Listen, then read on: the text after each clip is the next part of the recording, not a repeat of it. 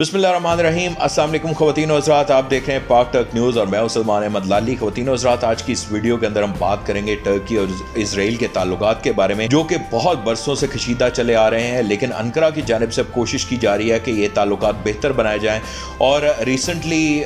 तुर्क सदर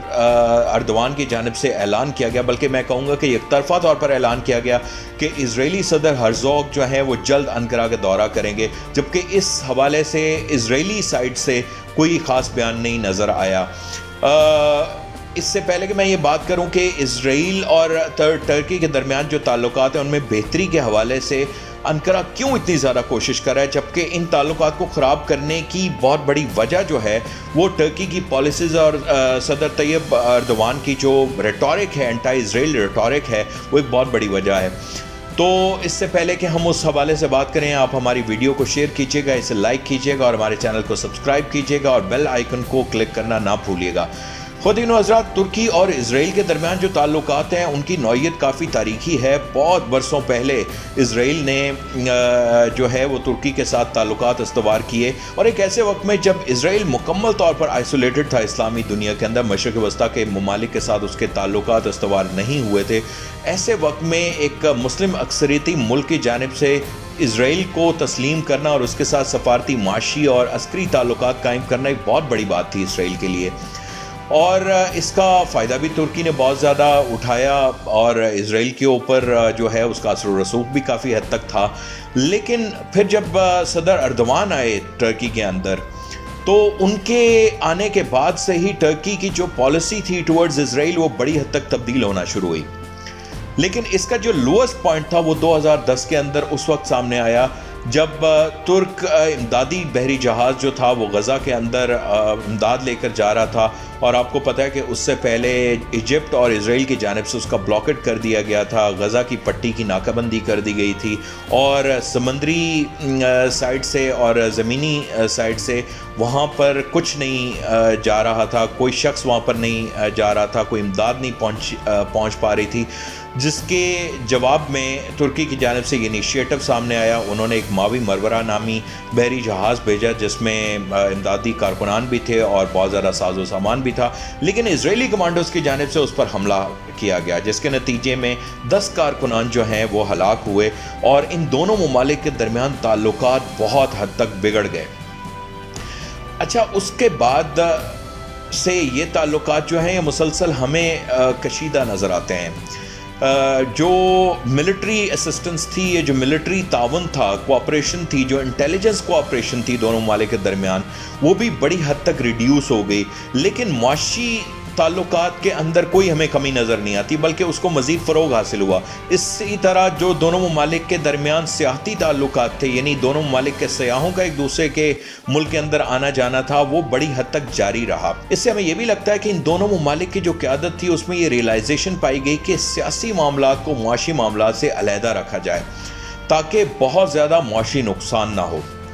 सो इस रियलाइजेशन के साथ ताल्लुकात आगे बढ़ते रहे, लेकिन अभी तक वो एक जो आइस ब्रेकिंग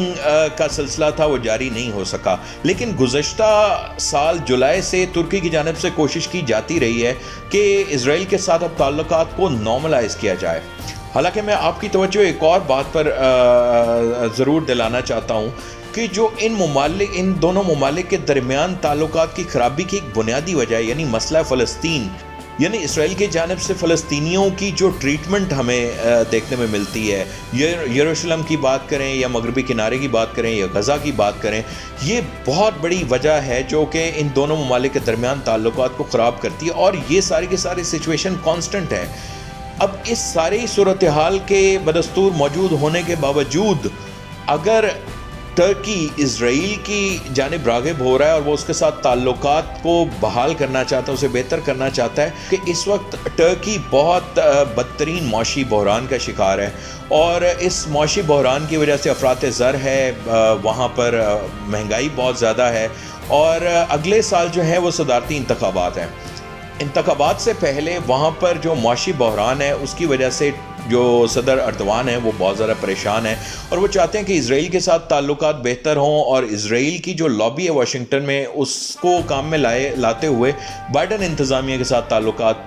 बेहतर बनाए जाएँ, क्योंकि अर्दवान कहीं ना कहीं ये भी समझते हैं कि उनके मुल्क के अंदर जो माशी बहरान है उसके पीछे कुछ सियासी मुहर्रिकात है, कुछ इंटरनेशनल एक्टर्स हैं जिनके किरदार की वजह से जो टर्किश लीरा है उसकी वैल्यू में कमी हमें नज़र आती है।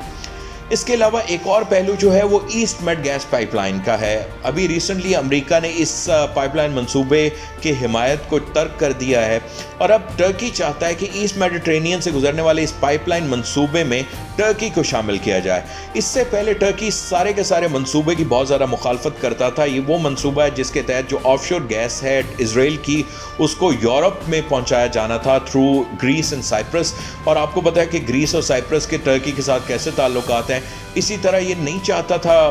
टर्की के ईस्ट मेडिटेरेनियन से गुजरने वाले इस मंसूबे में जो है वो टर्की शामिल ना हो या उसे इग्नोर किया जाए। इससे जो इसकी स्ट्रेटेजिक पोजीशन थी वो बड़ी हद तक कॉम्प्रोमाइज़ होती। तो अभी अमेरिका के पीछे हटने के बाद अर्दवान बारहा ये कह चुके हैं कि वो इस मंसूबे में शामिल होने के लिए तैयार हैं, वो इसमें सरमायाकारी करने के लिए तैयार हैं, वो इस हवाले से ताउन करने के लिए तैयार हैं। और गैस पाइपलाइन ने क्योंकि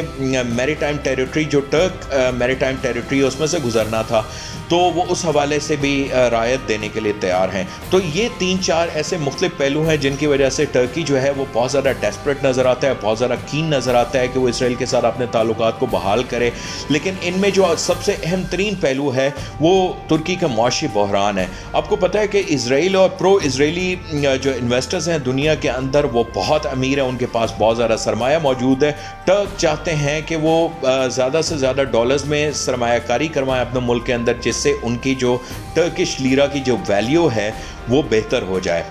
इसके साथ ही मुझे सलमान अहमद लाली को इजाज़त दीजिए, लेकिन मैं जाने से पहले आपको ये बताना चाहता हूँ कि इसी मौजू के ऊपर pakturknews.com पर एक बहुत ही डिटेल्ड आर्टिकल मौजूद है। अगर आप वो पढ़ना चाहते हैं तो हमारी डिस्क्रिप्शन में एक लिंक मौजूद है, उससे क्लिक कीजिए। इसके साथ ही मुझे इजाज़त दीजिए। अल्लाह हाफ़िज़।